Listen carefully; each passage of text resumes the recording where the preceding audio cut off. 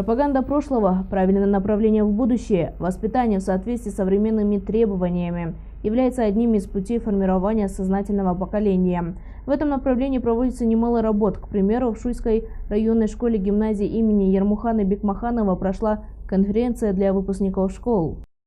В конференции приняли участие доктор психологических наук профессор Маржан Ахметова из Академии Кайнар города Алматы, кандидат психологических наук, доцент Ляззат Кумекбаева, Дархан Бекбауов и Камшат Тургамбаева. Основной целью мероприятия было дать направление выпускникам школ на выбор будущей профессии. На конференции был заключен договор между вузами и школой, подписан меморандум.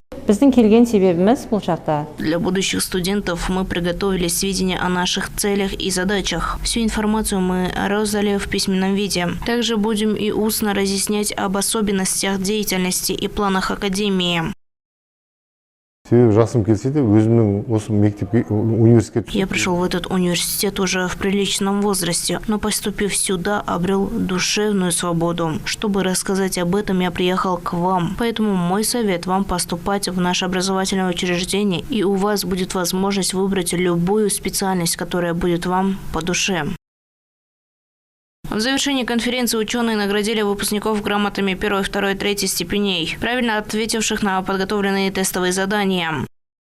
Дана Самаджо, Махан Чекаев, Ирбал Джакаш, 7 News.